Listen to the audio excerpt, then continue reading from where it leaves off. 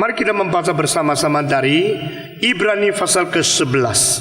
Ibrani pasal ke-11. Kita akan membaca bersama-sama ayat yang ke-7. Ibrani pasal 11 ayat ke-7. Saya membaca satu kali, saudara-saudara membaca bersama-sama. Karena iman, maka Nuh dengan petunjuk Allah tentang sesuatu yang belum kelihatan, dengan taat mempersiapkan bahtera untuk menyelamatkan keluarganya. Dan karena iman itu ia menghukum dunia, dan ia ditentukan untuk menerima kebenaran sesuai dengan imannya. Mari kita membaca bersama-sama. Karena iman, maka Nuh dengan petunjuk Allah tentang sesuatu yang belum kelihatan, dengan taat mempersiapkan bahtera untuk menyelamatkan keluarganya. Dan karena iman itu ia menghukum dunia, dan ia ditentukan untuk menerima kebenaran sesuai dengan imannya. Mari kita berdoa sekali lagi. Bapa di dalam surga, bekerjalah di dalam hati kami. Terangkanlah firman-Mu ke dalam pikiran kami.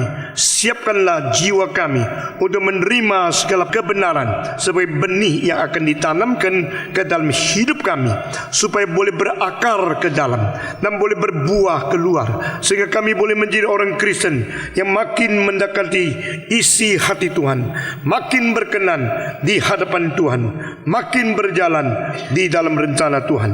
Dengar doa kami Tuhan.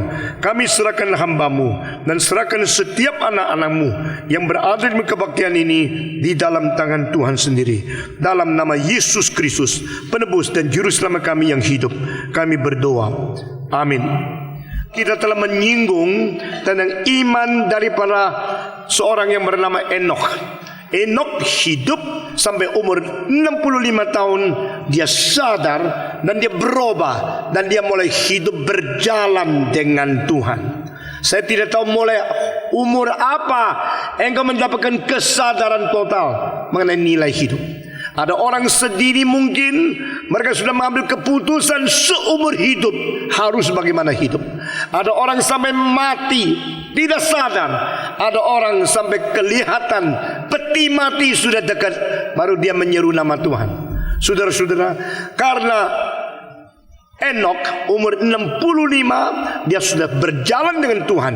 Dia masih diberikan 300 tahun hidup di dalam dunia. Nah saudara-saudara, di dalam hidup 300 tahun terakhir, dia hidup setiap hari berkenan kepada Tuhan, berjalan di dalam rencana Tuhan. Dan akhirnya Tuhan merasa orang seperti ini tidak seharusnya terus di dunia ini, maka diangkatnya hidup-hidup, sehingga dia menjadi orang pertama yang tidak pernah mengalami kematian, berada di dalam pangkuan Tuhan. Saudara-saudara, ini adalah contoh kedua daripada iman kita. Setelah selesai membicarakan tentang Enok, maka penulis daripada Ibrani memberikan teladan ketiga kepada kita, yaitu Nabi Nuh. Nah saudara-saudara, Nuh mempunyai keunikan yang tersendiri. Karena apa? Nuh telah menghentikan satu zaman dan memulai satu zaman yang lain. Orang yang dilahirkan di tengah-tengah dua zaman itu adalah orang yang penting sekali. Dengar kalimat ini baik-baik. The man who is born in between two era is very significant, but he should live in a very, very lonely life. Barang siapa yang hidup di dalam akhirnya suatu zaman dan memulai zaman yang lain, dia adalah orang yang penting sekali. Dan orang semacam ini sudah ditentukan hidup sangat tersendiri dan sangat tidak dimengerti oleh siapapun. Nuh berada di dalam situasi, posisi dan di dalam keadaan kondisi seperti ini. Mengapa kita mengatakan Nuh mengakhiri satu zaman dan memulai satu zaman yang baru? Karena pada waktu zaman Nuh dilahirkan, dunia sudah makin rusak, makin immoral, makin biadab, makin kurang ajar, makin tidak berhukum, sehingga seluruh dunia penuh dengan kejahatan yang luar biasa. Kapankah Tuhan masih toleransi kepada dunia ini? Tuhan kadang-kadang menunggu sampai dosa itu sudah penuh, sudah luber, Tuhan langsung jatuhkan hukuman, dan satu zaman itu habis. Inilah yang terjadi di dalam zaman Nuh.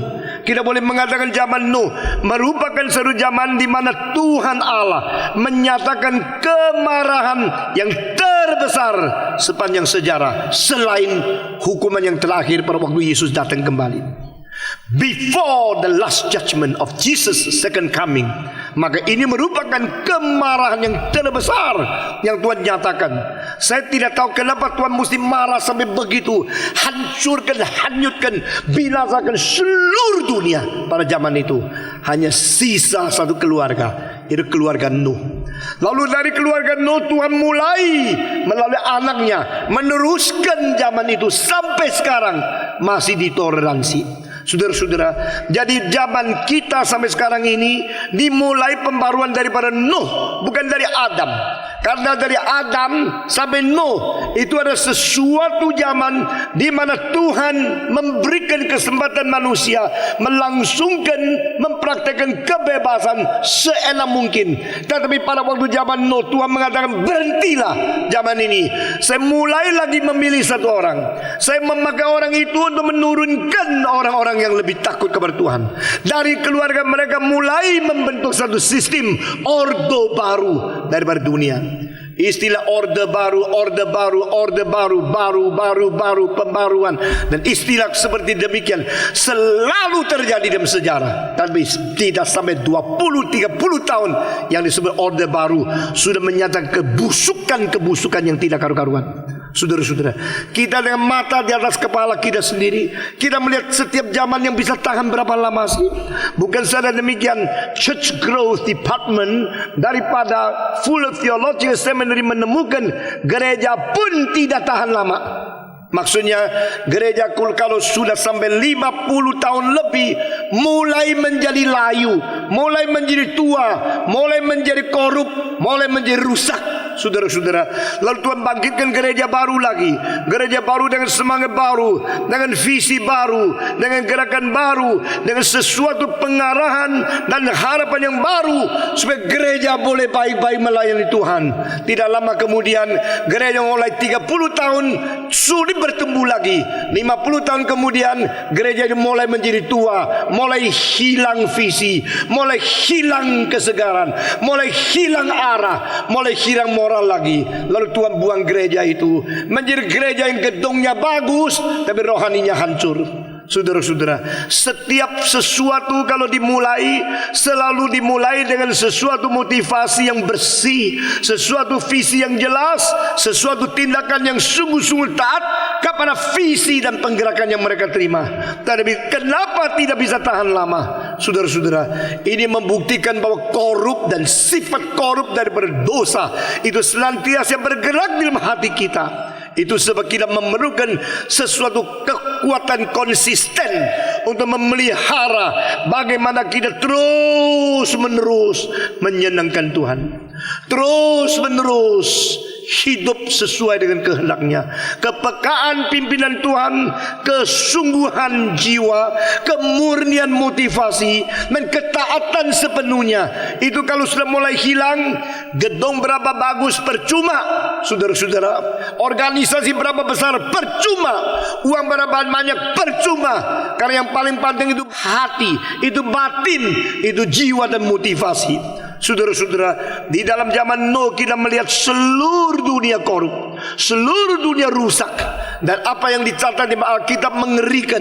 Saudara-saudara, pada waktu itu seluruh dunia memenuhi pemerkosaan, memerlukan kekerasan, sehingga Allah menjadi bosan melihat manusia.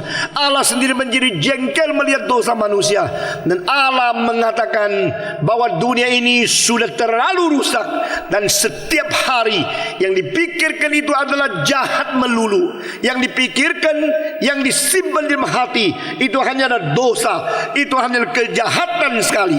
Saudara-saudara, dan di dalam pasal 6 ayat 1 dan 2 di dalam Kejadian dicatat satu hal yang secara teologis seharusnya dipikirkan lebih mendalam lagi, yaitu ada anak-anak Allah yang menikah dengan anak-anak manusia dan memilih jodoh dengan semau sendiri hanya karena melihat wanita-wanita itu cantik. Nah saudara-saudara, cuma satu kalimat, cuma satu ayat, tapi dalam ayat ini mengandung begitu banyak rahasia, begitu banyak singgungan, begitu banyak sesuatu kebenaran yang tersimpan di dalamnya. Anak-anak Allah mencari anak-anak manusia karena cantik, maka sembarangan menikah. Saudara-saudara, inilah sesuatu bibit yang menghancurkan masyarakat. Saudara-saudara, karena pribadi adalah peta teladan Allah, dan keluarga adalah unit dasar pembentukan masyarakat. Sehingga jikalau pernikahan itu diremehkan, pernikahan itu disembarangkan, standar memilih jodoh diturunkan, maka seluruh umat manusia tidak ada pengharapan. Saudara-saudara, jikalau kamu sebagai orang tua mencari jodoh untuk anakmu hanya karena kaya, cilakalah engkau. Jikalau engkau mencari jodoh hanya karena dia cantik, cilakalah engkau. Karena keadaan sedemikian akan mengakibatkan memberikan sesuatu bibit yang tidak benar kepada keturunan. Dan keturunan yang menerima bibit itu sulit mencabutnya bibit itu. Dan seterusnya akan makin lama makin keluar atau menyimpang daripada kebenaran. Nah saudara-saudara, sekarang saya akan menyinggung sedikit tentang tafsiran pada Kejadian pasal 6 yang dua versi yang penting. Versi pertama yaitu yang disebut anak-anak Allah. Di situ justru bukan manusia, itu adalah malaikat. Yang memegang prinsip ini dan memakai versi ini adalah teologi orang Yahudi, atau teologi daripada rabi-rabi, teologi daripada perjanjian lama. Sehingga pada waktu zaman perjanjian lama, orang Yahudi melalui Talmud, melalui pentafsiran mereka semua menganggap anak-anak Allah yang disebut di dalam Kejadian pasal 6 itu bukan manusia. Mereka itu adalah malaikat-malaikat. Lalu malaikat menikah dengan manusia. Engkau bilang, bukankah ini mitos? Bukan ini satu hal yang begitu serius dan begitu tidak terjangkau oleh rasio kita? Bagaimana kita bisa mengerti? Bukankah ini seperti dongeng-dongeng daripada orang-orang kafir? Setan bersetubuh dengan wanita, lalu menghamilkan dia, akhirnya mendapatkan sesuatu rahim yang di dalamnya itu adalah sesuatu yang bukan sifat manusia murni. Nah saudara-saudara, ini versi pertama. Mengapa mereka mengatakan ini? Karena orang-orang rabi-rabi di dalam perjanjian lama zaman itu mereka menemukan di seluruh kitab suci perjanjian lama tidak pernah istilah anak-anak Allah dipakai untuk manusia. Nah saudara-saudara, engkau membaca di dalam Mazmur 29, 84 dan yang lain-lain, di dalam Ayub pasal 1, 2 dan sebagainya, engkau menemukan istilah anak-anak Allah, anak-anak Allah, anak-anak Allah, anak-anak Allah. Semua di seluruh perjanjian lama, istilah anak-anak Allah itu tidak pernah dipakai untuk manusia. Jadi itu adalah dipakai khusus untuk malaikat. Malaikat itu disebut anak-anak Allah. Dan ini pakai istilah majemuk, bukan istilah tunggal. Maka the sons of God, the sons of God, the children of God, itu merupakan adalah malaikat-malaikat yang bertubuh rohania, bukan tubuh jasmania. Mereka dicipta di dalam murni rohani. Mereka dicipta sebagai sesuatu makhluk atau sesuatu hidup yang langsung berhadap dengan Tuhan Allah. Tetapi saudara-saudara, jikalau versi ini benar, berarti malaikat-malaikat itu melihat di dunia ada manusia-manusia wanita yang cantik sekali, maka mereka menyetubui akan manusia perempuan ini, sehingga wanita-wanita cantik mendapatkan sesuatu yang berada di rahim mereka yang bukan benihnya manusia. Nah saudara-saudara, apakah ini menjadi kemungkinan? Nanti kita bicarakan. Ini hari bagian ini sangat bersifat teologis dan kita harus memikirkan dengan baik-baik. Saudara-saudara, di dalam perjanjian baru adakah ajaran seperti ini? Orang yang tidak setuju akan versi itu menjawab tidak ada. Mengapa? Karena pada waktu Yesus Kristus ditanya, besok kalau kita sesudah sampai di surga, bagaimanakah keadaan kita? Besok di dalam dunia itu keadaan kondisi di setelah bagaimana? Yesus menjawab, setelah kita bangkit, kita berada di kerajaan Tuhan, kita seperti malaikat-malaikat tidak menikah, tidak perlu hidup pernikahan. Dan malaikat-malaikat tidak menikah, tidak perlu pernikahan. Ini menurut Yesus Kristus. Maka dengan konfirmasi perkataan Yesus Kristus, orang-orang versi kedua mengatakan tidak mungkin. Kalau menerjemahkan, menartikan malaikat-malaikat menikah dengan manusia perempuan, itu melawan Alkitab seluruhnya. Ini dilawan, saudara-saudara. Tetapi dilawan kembali oleh versi pertama yang mengatakan, bukankah ada indikasi bahwa ada malaikat yang berzina di dalam perjanjian baru? Di mana? Itu tercantum di dalam buku Yudas. Mari kita membaca bersama-sama. Buku Yudas, surat Yudas, satu surat sebelum Wahyu. Saudara-saudara, ayat 6 saya membaca, ayat 7 saudara membaca surat Yudas ayat ke-6, dan bahwa ia menahan malaikat-malaikat yang tidak taat pada batas-batas kekuasaan mereka, tetapi yang meninggalkan tempat kediaman mereka dengan belenggu abadi di dalam dunia kelelaman sampai penghakiman pada hari besar. Ayat ke-7 semua membaca.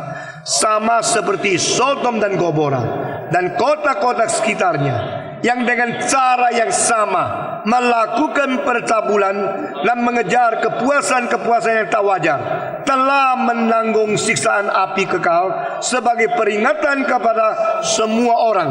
Nah, ayat 6 membicarakan tentang penghakiman Tuhan Allah terhadap malaikat-malaikat yang berdosa. Sedangkan ayat ke-7 dikatakan orang Sodom dan Gomora, mereka melakukan hal yang sama dengan malaikat-malaikat itu, yaitu mereka melampiaskan nafsu, melakukan percabulan, dan mereka berbuat hal-hal yang jahat. Nah, saudara-saudara, di sini dengan cara yang sama melakukan percabulan dan mengejar kepuasan-kepuasan yang tidak wajar, telah menanggung siksaan api kekal sebagai peringatan kepada semua orang. Nah, melalui ayat ini, maka orang yang pegang bahwa versi pertama itu mungkin mereka mengatakan malaikat-malaikat bisa melangsungkan semacam hubungan seks dengan manusia. Nah, saudara-saudara, ini memang sulit diterima, tapi ini mempunyai arti yang sangat dalam sekali. Lalu dibantah lagi, kalau demikian berarti malaikat-malaikat mempunyai sesuatu kemungkinan di dalam hubungan seks. Apakah mereka mempunyai nafsu seperti kita berada di dalam kedagingan? Nah, saudara-saudara, justru di dalam Efesus pasal 2 dikatakan orang yang melangsungkan, melampiaskan segala nafsu itu adalah dikerjakan oleh roh yang berada di angkasa, yang sekarang bekerja di hati mereka untuk melampiaskan nafsu. Dengan demikian kita melihat ini satu hal yang sangat sulit diterima dan sangat sulit dimengerti, juga sangat sulit ditolak juga. Saudara-saudara, jikalau seluruh perjanjian lama menganggap anak-anak Allah itu adalah malaikat, maka apakah hanya di dalam Kejadian pasal 6 ayat dan kedua itu satu peristiwa terkecuali, karena itu tidak termasuk arti yang sama dengan ayat-ayat yang lain. Nah, saudara-saudara, jikalau hal ini terjadi, maka ada dua hal yang boleh kita lihat. Pertama, anak-anak yang dilahirkan itu mempunyai keunikan perbedaan dengan anak-anak biasa. Nah, anak-anak yang dilahirkan itu menjadi anak-anak bagaimana? Saudara-saudara, kita membaca kembali kepada Kejadian pasal yang 6. Kita membaca bersama-sama dari Kejadian pasal yang ke-6 ayat 1 sampai ayat ke-4.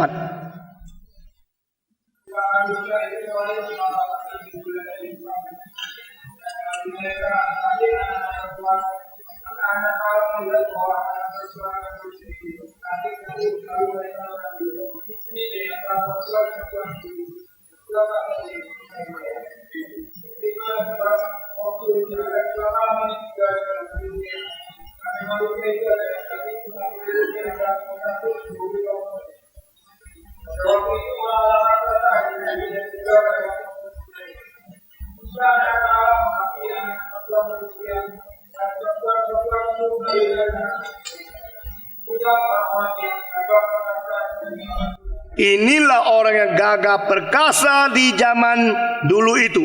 Nah, saudara-saudara, perhatikan di sini, waktu anak-anak Allah menikah dengan anak-anak manusia, maka lahirlah orang-orang yang gagah perkasa.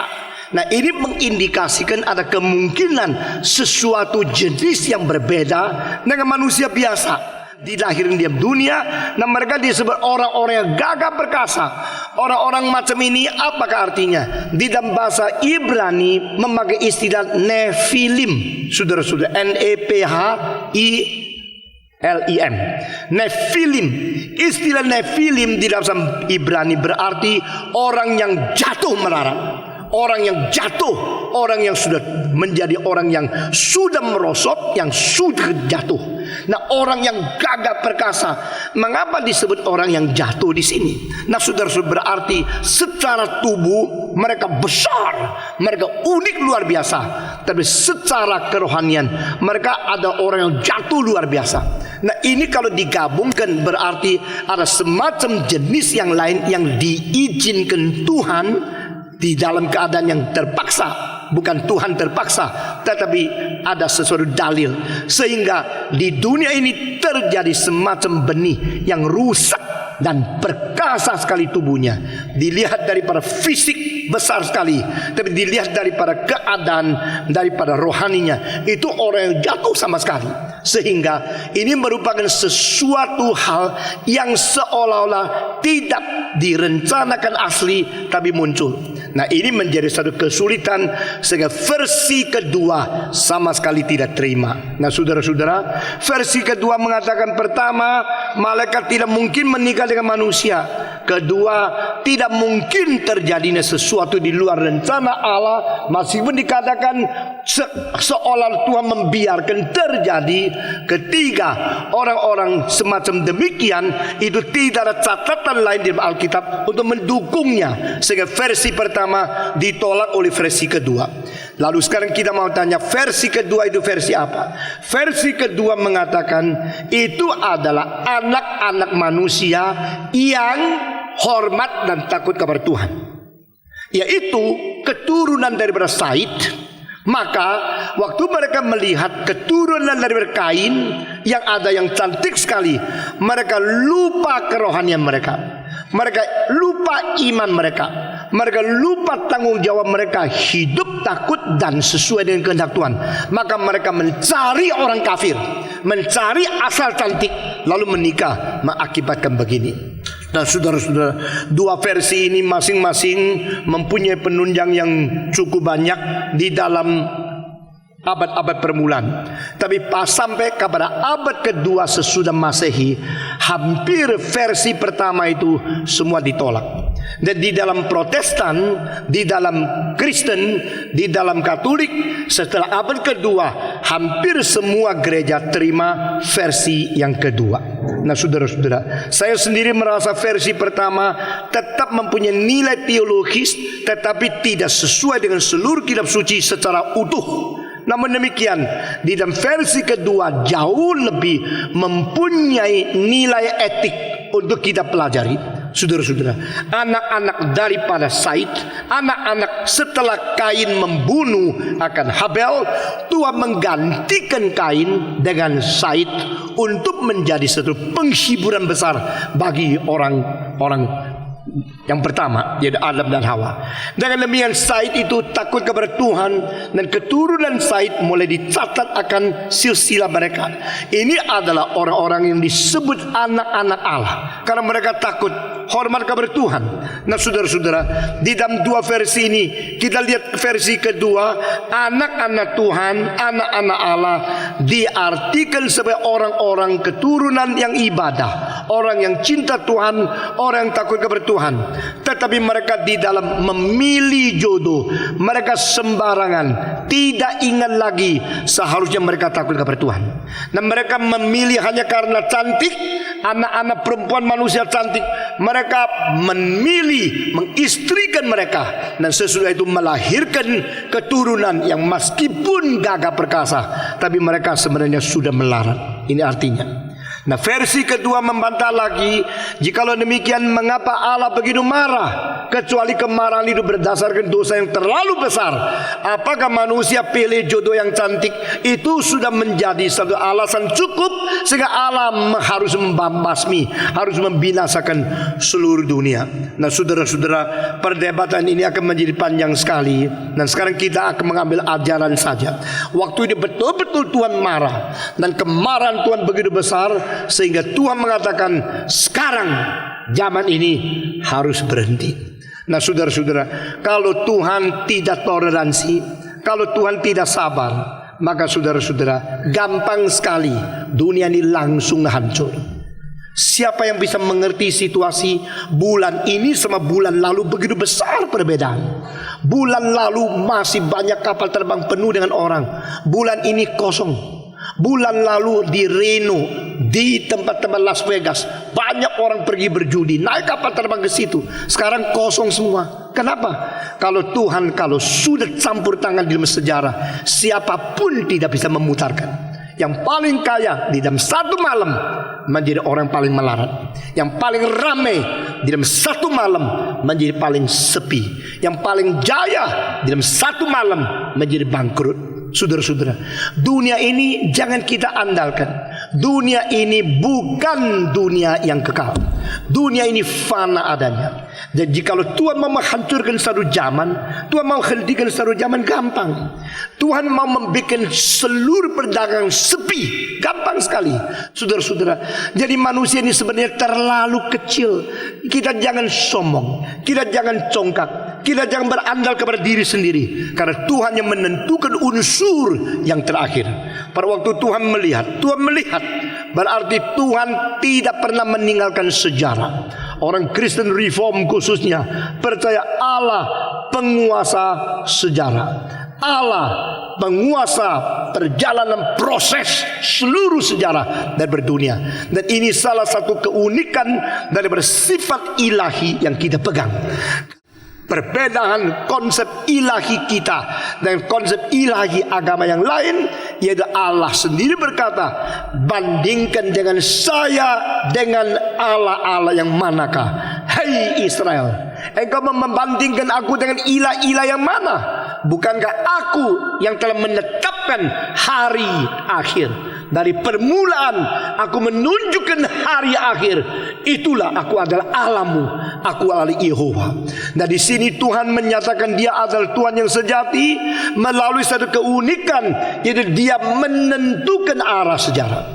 Dia bukan digeser di dalam sejarah, Dia bukan ditentukan oleh kebebasan manusia yang dilakukan di dalam sejarah, tapi Dia yang menetapkan langkah-langkah dan Dia akan menentukan arah sejarah sampai pada hari terakhir, eskatologi. Saudara-saudara, Tuhan yang menetapkan. Itu sebab pada waktu Tuhan mempercepat habisnya satu zaman, Dia tidak lagi toleransi dosa-dosa yang ditemukan di dalam zaman itu. Nah, apakah zaman itu dan dosanya? Pertama, zaman itu adalah zaman yang penuh dengan pernikahan yang abnormal. Saudara-saudara, pernikahan yang abnormal melampiaskan seks, membiarkan seks mengatur emosi kita, membiarkan seks mengatur pengertian kita, membiarkan mata kita melihat kecantikan menjadi suprimasi dan moral dan segala sesuatu yang lain disekandarkan. Saudara-saudara, dengan demikian karena mereka nikah dengan tidak karu-karuan, maka Allah marah kepada mereka. Kedua, Alkitab mencatat pada zaman itu dosa mereka besar luar biasa. Setiap hari yang dipikirkan itu hanya dosa saja. Sehingga di dalam Alkitab pertama kali memakai, maka Allah menyesal menciptakan manusia di atas bumi ini. Nah, saya kira banyak orang Kristen pada waktu melihat istilah Allah menyesal langsung menanya, kalau begini Allah tidak maha tahu dong? Dulunya dia tidak tahu manusia yang dicipta kok bisa menjadi begitu rusak. Maka Allah menyesal karena Dia kurang tahu untuk hari depan. Tidak. Saudara-saudara, bahasa manusia sangat terbatas sehingga perlu dipakai istilah-istilah supaya manusia membaca boleh mengerti melalui konotasi dari istilah itu perasaan dari Tuhan Allah. Sebagaimana Alkitab mengatakan matahari terbit dari timur berlari-lari di angkasa dan dia akan terbenam di barat. Itu adalah cara sastra yang membuat manusia mengerti apa yang kita bisa mengerti. Karena setiap hari kita melihat matahari terbit daripada timur. Itu tidak berarti keakuratan daripada Alkitab boleh dihina. Itu tidak berarti Allah tidak tahu. Allah sang pencipta segala sesuatu. Mengapa memperbolehkan istilah-istilah dan kalimat-kalimat yang seperti berbeda dengan fakta dari sesungguhnya di dalam alam semesta tertulis dalam Alkitab? Karena dia kasihan kepada manusia. Demikian juga pada waktu Alkitab mengatakan Allah menyesal. Istilah ini tidak berarti Allah tidak tahu. Akhirnya sesuatu terjadi di luar dugaan dia, sehingga dia merasa, aduh, semestinya saya tidak mencipta manusia, sekarang saya menyesal. Bukan arti itu. Lalu arti ini apa artinya?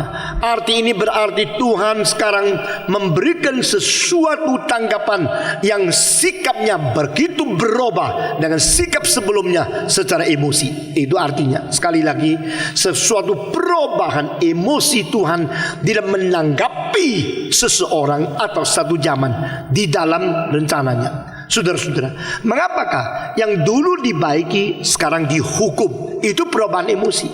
Yang dulu diadili sekarang dikasihani. Itu perubahan daripada siasat dari Tuhan. Mengapakah mungkin perubahan ini? Karena Allah kita adalah Allah yang adil, juga adalah Allah yang penuh dengan kasih. Semua 1, 2, 3. Allah yang adil dan Allah yang penuh dengan kasih. Ini adalah dua sifat ilahi yang paralel tapi tidak pernah bentur dari selama-lamanya sampai selama-lamanya. The loving kindness God is also the righteous God. Allah yang kasih juga adalah Allah yang adil. Kasih sama adil bertolak belakang. Kasih sama adil berlawanan satu dengan lain. Kasih dan adil tidak bisa harmonis. Di mana ada cinta kasih, di situ selalu tidak perlu mengadili. Tetapi di mana mengadili, di situ sulit lagi memberikan kasih. Tetapi di dalam dirinya Allah bukan demikian. Di dalam diri Allah kasih dan adil itu merupakan dua sifat yang paralel dan tidak bentur satu dengan lain. Itu sebab pada waktu Allah memakai sifat ilahi daripada versi dia keadilan, dia harus menghukum dosa kita. Tapi pada waktu dia merubah arah dari keadilan kepada cinta kasih, dia mengatakan aku mengampuni dosamu. Di dalam dia merubah dari prinsip pertama ke kedua, di situ ada anugerah yang khusus diberikan kepada orang-orang yang dia mau memberikan. Nah, saudara-saudara, sedangkan pada waktu manusia yang dicintai Tuhan sembarangan, Tuhan menjadi marah, dia berubah emosinya dari prinsip ini kepada prinsip yang lain. Dia mengatakan aku akan turunkan hukuman kepadamu. Di situ manusia mulai menerima akan prinsip yang kedua. Nah, saudara-saudara, perubahan ini disebut menyesal. Kalau engkau mengerti sifat ini, engkau baca kitab suci lagi, engkau melihat tidak kesulitan. Jadi pada waktu Yunus pergi ke Niniwe, dia berkhotbah. Akhirnya karena khotbahnya begitu keras, begitu berkuasa, dari raja sampai rakyat, seluruh kota Niniwe semua bertobat. Lalu Allah menyesal, tidak menjatuhkan hukuman, tidak memarahi mereka, tidak mengadili mereka. Berarti perubahan emosi Allah dalam menanggapi orang berdosa itu terjadi. Itu namanya menyesal. Di dalam Mazmur pasal ke-90 dikatakan, oh Tuhan, sesalilah kami. Sesalilah kami. Berarti apa? Janganlah menghukum kami, tapi berubahlah, berilah cinta kasih kepada kami, berikan anugerah kasih-Mu kepada kami pada pagi-pagi. Maksudnya apa? Sedini mungkin dalam hidup kami ingin menerima cinta kasih-Mu. Jangan marah kepada kami. Itu istilah menyesal lagi. Yang paling puncak adalah di dalam peristiwa setelah Saul tidak taat kepada Tuhan. Dia melihat adab itu, domba-domba, lembu-lembu yang jantan yang bagus, dia tidak akan membunuh semua. Maka Tuhan mengatakan, bunuh semua, tidak boleh sisa satu. Dia tidak bunuh. Yang gemuk-gemuk dia bawa sendiri, dia pakai sendiri, dia mau menyimpan diri sendiri. Pada waktu itu Tuhan memakai hambanya Samuel pergi berjumpa dengan Saul. Mengapakah engkau tidak bunuh semua? Mengapa engkau simpan sebagian ini? Wah, dia ketahuan dia sudah tidak taat. Dia kira saya raja. Raja bebas dong. Masa saya tidak mempunyai hak? Dia memakai hak istimewa untuk melawan kehendak Tuhan. Pada waktu itu Saul mengatakan satu kalimat. Allah yang tidak mungkin menyesal berkata, dia sudah menyesal mendirikan engkau menjadi raja. Nah, saudara-saudara, di situ terjemahan bahasa Indonesia tidak jelas, tapi terjemahan bahasa lain jelas sekali. Allah yang tidak mungkin menyesal telah mengambil keputusan berkata kepadamu melalui aku bahwa dia sudah menyesal menjadikan engkau raja. Nah, saudara-saudara, jadi istilah menyesal kalau dipakai itu selalu harus dilihat dengan seluruh prinsip total dari Alkitab. Kalau tidak, kita akan terjerumus di dalam tidak mengerti, lalu kita kritik, lalu kita salah paham, lalu kita menghakimi Tuhan. Mengapa Tuhan menyesal? Saudara-saudara, pada waktu dicatat Tuhan menyesal menciptakan manusia, berarti manusia yang dicipta sekarang tidak akan ditoleransi lagi. Perubahan daripada emosi Tuhan akan merubah menjadi penghakiman dan kemarahan yang diturun kepada manusia. Itu artinya, karena apa? Tuhan menyesal menciptakan manusia karena manusia dosa terlalu besar. Arti sesungguhnya adalah maka Tuhan sekarang akan merubah lagi, tidak toleransi lagi, tidak mengasihi lagi. Dia akan berubah dari prinsip satu kepada prinsip yang lain, yang menjatuhkan hukuman untuk menghabisi zaman itu. Saudara-saudara, memang zaman Nuh adalah zaman yang jahat sekali. Bukan saja demikian, Alkitab mengatakan jikalau mereka sudah seperti ini, maka rohku tidak akan terus di dalam mereka. Nah, ini kalimat penting sekali, karena kalimat ini mempunyai sesuatu arti bahwa ada perubahan Roh Kudus bekerja dalam hati manusia sebelum zaman Nuh dan sesudah zaman Nuh. Saudara-saudara, dan pekerjaan ini akan berubah lagi sebelum Kristus turunkan Roh Kudus dan sesudah Kristus turunkan Roh Kudus. Berarti perjanjian lama, perjanjian baru, peranan Roh Kudus berbeda sekali. Saudara-saudara, di dalam Kejadian pasal 6 Tuhan berkata, karena demikianlah mereka jiwanya sudah begitu rusak, aku tidak lagi membiarkan rohku terus berada di dalam mereka. Jadi manusia tidak mungkin mempunyai hak lagi menerima pekerjaan Roh Kudus senantiasa. Saudara-saudara, sejak itu sampai pada waktu Roh Kudus turun pada hari Pentakosta, maka seluruh perjanjian lama tidak ada Roh Kudus yang diam di dalam hati manusia selama-lamanya. Sampai pada waktu Yesus berkata di dalam Yohanes pasal 14 dan 16, doktrin tentang Roh Kudus akan datang. Yesus Kristus mengatakan, kalau dia datang, dia akan tetap tinggal di hatimu untuk selama-lamanya. Baru ada sesuatu konfirmasi yang sesungguhnya manusia menerima Roh Kudus dan berdiam di dalam hati kita untuk selama-lamanya. Dan di dalam Roma pasal 8 ayat 9, Paulus berkata, jikalau siapa tidak menaruh Roh Suci, dia bukan milik Kristus. Dan di situ menjadi sesuatu dalil yang begitu ketat. Barang siapa ada Roh Kudus, dia milik Kristus. Barang siapa tidak Roh Kudus, dia bukan milik Kristus. Karena Roh Kudus adalah Roh Kristus yang dikirim oleh Kristus untuk berdiam di dalam hati manusia. Ini ketat luar biasa. Nah, saudara-saudara, kita kembali kepada Kejadian pasal 6, di mana Tuhan langsung berkata kepada Nuh. Tuhan mengatakan apa? Oh Nuh, aku beritahu kepadamu, zaman ini tidak panjang lagi. Saya masih memberikan 120 tahun. Nah saudara-saudara, ini pertama kali dalam Alkitab Tuhan membicarakan tentang bencana yang akan datang, diberikan waktu berapa lama.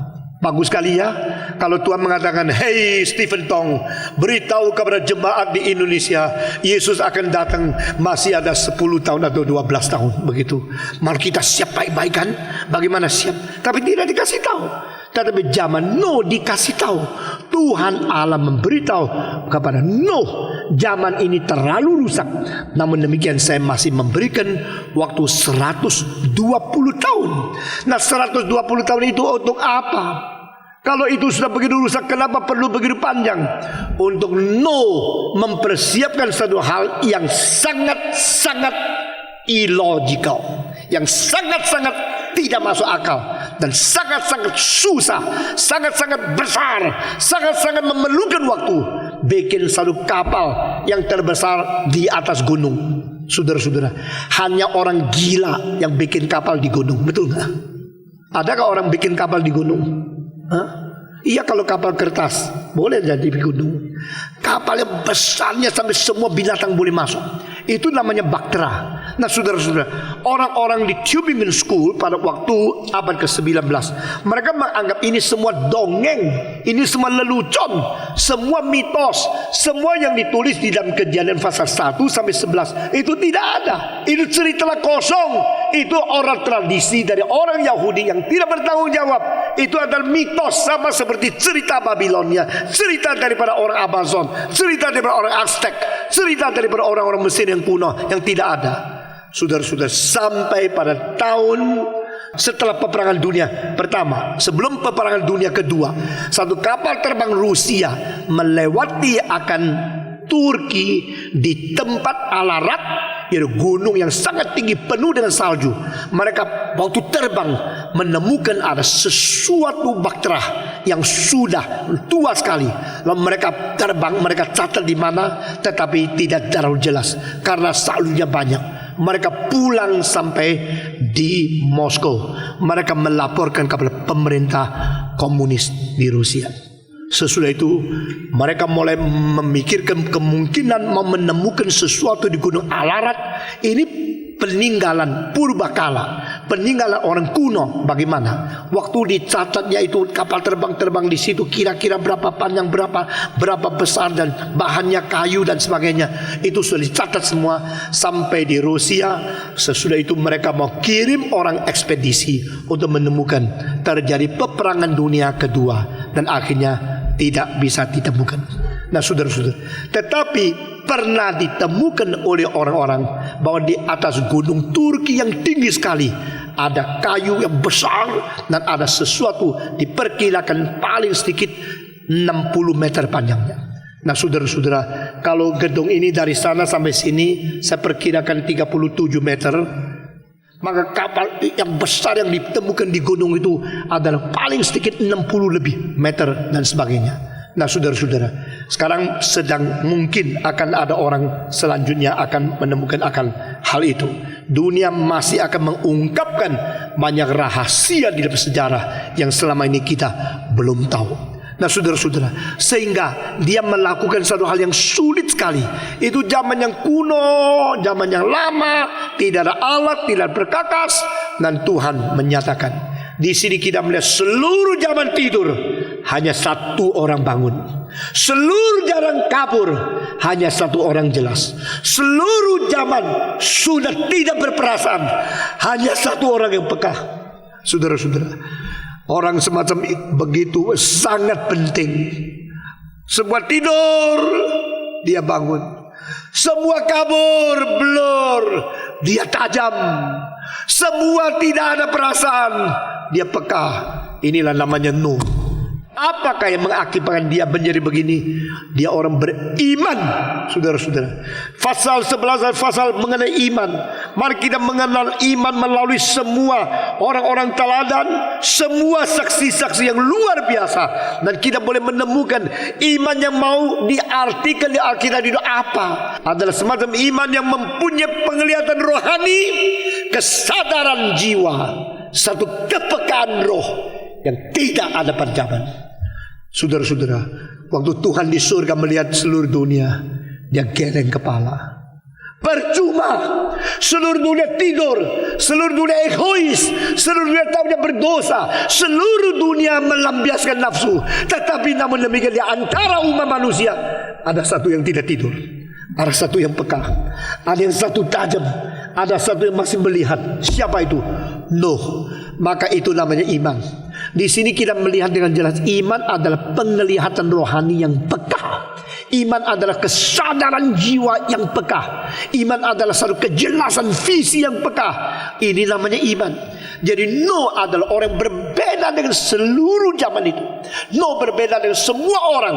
Bahkan nyonya Nuh sama ketiga anaknya, saudara-saudara, yang 3 anak akan dilahirkan sesudah ini. Ini mereka pun tidak setajam dia. Sehingga Nuh mempunyai ketajaman sedemikian. Maka Tuhan berkata kepada Nuh, Nuh, engkau baik, tapi zamanmu jelek. Engkau suci, zamanmu najis. Engkau takut kepadaku, zamanmu seluruhnya rakyat kurang ajar kepadaku. No, engkau mencari kehendakku, mereka mencari nafsu. Kalau demikian, saya berkata kepadamu, sedia satu Batra, 120 tahun lagi seluruh zaman akan dihancurkan. Saudara-saudara, membinasakan seluruh dunia tidak pernah diam kitab. Menghancurkan Sodom dan Gomora untuk lokal, satu tempat ada. Menghancurkan itu Nineveh, itu lokal. Menghancurkan kerajaan Romawi, itu satu bidang yang besar. Tetapi menghancurkan seluruh dunia, ini cuma satu kali. Ini begitu serius, begitu langka, tapi begitu hebat. Di mana Tuhan mengatakan, saya akan membasmi, akan membinasakan seluruh zaman. Hanya tinggal engkau dan keluargamu. Saudara-saudara, di sini kita melihat Tuhan begitu mementingkan keluarga. Dan Tuhan mau keluarga kita sehati, mau keluarga kita sekapal, mau keluarga kita sewadah, seiman. Sehingga kita harus pikirkan, selain kita diselamatkan, bagaimana kita membawa sekeluarga kita sungguh-sungguh takut kepada Tuhan. Berbeda dengan zaman ini. Saudara-saudara, zaman Nuh adalah zaman nikah sembarangan, nafsu seks dilampiaskan, asal cantik dinikahi, tapi hal yang lain tidak diperbuat. Dan kejahatan sudah meluas begitu banyak, sehingga mereka melakukan kuasa kekerasan, berarti pemerkosaan sini sana. Saudara-saudara, Tuhan berkata kepada Nuh, engkau pergi ke satu gunung yang tinggi, di situ bikin bahtera. Saudara-saudara, zaman itu banyak orang yang bisa bantu dia, banyak. Siapa? Tukang kayu yang dipanggil, tukang tebang pohon, bikin kayu, sudah selip dan ukuran yang sama, dipasang satu persatu. Karena apa? Mungkin Nuh kasih gaji cukup, baru mereka mau kerja di atas gunung. Tapi mereka sambil kerja, sambil kira, orang gila di atas gunung bikin kapal. Ya sudahlah, saya bantu karena saya perlu duit. Tapi lu kan gila loh, kamu orang gila. Nah saudara, itu keadaan sekarang. Yang paling cilaka adalah apa? Mereka ikut bikin kapal bahtera, tapi mereka tidak masuk. Nah ini cilaka. Mereka ikut, tapi mereka tidak masuk. Jangan-jangan engkau ikut melayani sibuk-sibuk di gereja, besok di surga tidak ketemu kamu.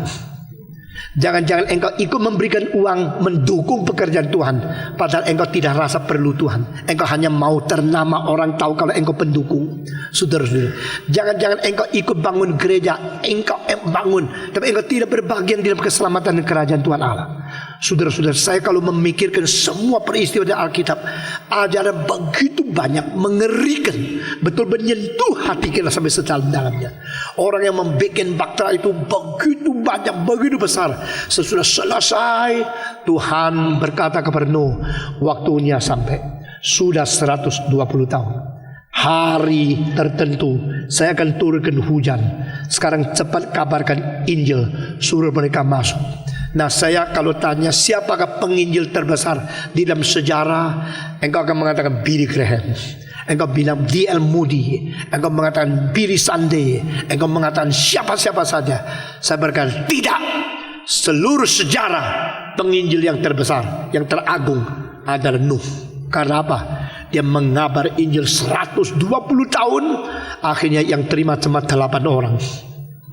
Dan dia tidak kecewa, tidak putus asa. Dia sendiri, lalu nyonyanya nyonu, lalu Sam dan Nyosam, lalu Ham, nyonya Sam, nyonya Ham, nyofet, nyonyanya Yafet. Jadi nyonya Sam, Ham, Yafet, nyonya Sam, Ham, nyonya Ham, nyonya Yafet. 8 orang. Mereka, ayo masuk, ayo, dunia akan binasa. Sudahlah orang tua yang pikun, bawalah istrimu sama anak-anakmu di dalam. Kita tetap akan pulang tani. Kerja Batra sudah selesai. Kita ada usaha yang besar, rencana yang besar. Mereka tidak tahu ini hari terakhir. Hari terakhir dunia akan dibinasakan. Saudara-saudara, maka sekarang kita lihat apa yang dicatat, bukan di dalam Kejadian, dicatat sebagai prinsip paling besar di dalam Ibrani 11. Mari kita kembali Ibrani ke-11. Kita semua membaca ayat ke-7 sekali lagi. Jelas beberapa prinsip yang besar yang kita membaca. Ibrani ke-11 ayat ke-7. Karena iman, semua, karena iman, maka Nuh dengan petunjuk Allah tentang sesuatu yang belum kelihatan, dengan taat mempersiapkan Batra untuk menyelamatkan keluarganya. Dan karena iman itu ia menghukum dunia, dan ia ditentukan untuk menerima kebenaran sesuai dengan imannya. Karena iman maka dia dapat petunjuk. Karena iman maka dia taat. Dan karena iman dia menyelamatkan keluarganya. Karena iman maka dia menghukum dunia. Karena iman maka dia mendapatkan sesuatu kebenaran sesuai dengan iman itu. Ini semua karena iman. Karena iman. Karena iman. Karena iman. Setiap kali kita bicara tentang karena iman, tidak berarti tidak ada kelakuan. Berarti kelakuan itu sebenarnya seharusnya kita baik-baik di hadapan Tuhan. Tapi hanya karena iman baru kita diperkenan oleh Tuhan Allah. Saudara-saudara, Nuh adalah orang demikian. Saudara-saudara, di sini ada beberapa prinsip yang penting yang kita harus mengerti. Bahwa Nuh karena takut kepada Tuhan, maka dia diberi petunjuk. Artinya apa? Tuhan tidak simpan rahasia kepada dia. Saudara-saudara, adakah kawan engkau yang begitu baik sehingga engkau suka kasih tahu rencana yang panjang kepada dia? Karena apa? Karena dia mengerti hatimu. Saudara-saudara, nah ini orang yang penting sekali.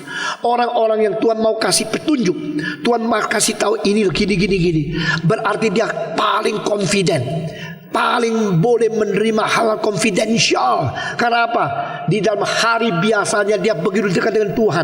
Sebab Tuhan mengatakan, saya kasih tahu siapa lagi kalau tidak Nuh. Tidak ada orang seperti itu. Seluruh dunia mereka maunya doa kepada saya minta berkat. Lalu mereka memainkan berkat itu dengan foya-foya. Mereka minta kekuatan dari saya. Kekuatan dihambur-hamburkan. Minta keuangan dari saya. Keuangan dipakai untuk berdosa. Mereka minta kebebasan dari saya. Kebebasan dipakai untuk melampiaskan nafsu. Buat apa saya terus memberikan anugerah kepada orang demikian? Tetapi di dunia ada satu orang namanya Nuh. Nuh ini begitu berkenan kepadaku. Oke, Tuhan berkata, I'm going to reveal my planning to him. I'm going to talk to him from my heart. I'm going to tell him my plan, my eternal will. Saudara-saudara, jadi inilah semacam manusia yang betul-betul mengasihi Tuhan dan dicintai oleh Tuhan. Karena Tuhan ingin, Tuhan rela, Tuhan membacakan, memberikan akan segala rencana kepada orang demikian. Saudara-saudara, saya terus berdoa di hadapan Tuhan, kiranya gereja ini adalah gereja yang peka pimpinan Tuhan. Amin. Gereja ini adalah gereja melihat apa yang Tuhan mau. Biar orang Kristen yang kita garap, yang kita layani dalam gereja ini adalah orang-orang Kristen yang sungguh-sungguh mempunyai ketajaman, mengetahui isi hati Tuhan. Saudara-saudara, sampai di mana kita berjalan di zaman ini? Zaman ini akan sampai di kapan? Kita tidak tahu. Tapi kita tahu Tuhan sedang berada dengan kita. Dan Alkitab mengatakan orang kedua yang berjalan dengan Tuhan adalah Nuh. Saudara, kalau lihat di dalam Kejadian, saudara menemukan ayat itu. Selain Enok berjalan dengan Tuhan 300 tahun, Alkitab mengatakan Nuh berjalan bersama Tuhan. Walk with God. Dia hidup sesuai spido, dia hidup akor, sinkron dengan langkah-langkah Tuhan. Hidup beserta dengan Tuhan, hidup dengan sinkronisasi, hidup dengan langkah yang sama, spido yang keburu ikuti, sehingga perkataan Tuhan dia dengar terus. Saudara-saudara, saya selalu berkata kepada rekan saya, be sensitive to the new guidance of God. Saya adalah orang yang lamban, orang yang tidak rajin, orang yang malas. Saudara, karena apa?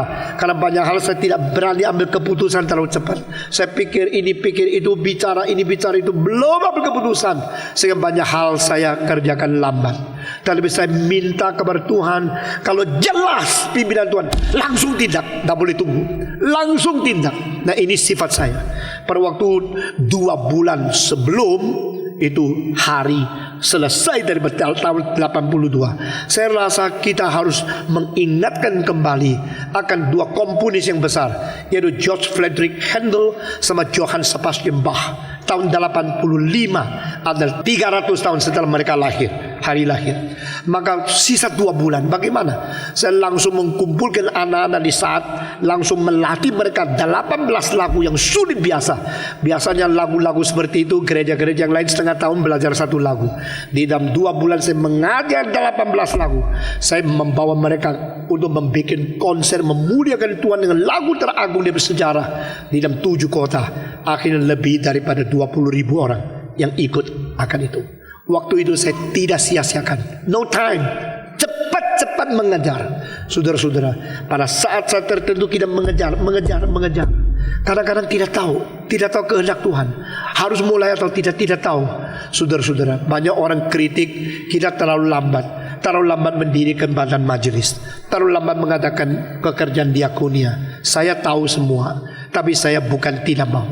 Kita tidak mau sembarangan. Sampai pada saat Tuhan juga jelas, langsung kita bertindak, langsung kita kerjakan. Saudara-saudara, ada seorang beriman, ada seorang berjalan dengan Tuhan.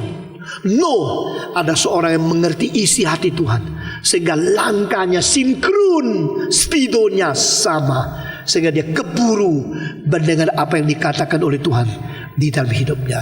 Langsung dia kerjakan. Pada zaman itu kalau dia tunda, dia tidak bikin baktera, maka tidak ada lagi sejarah dunia.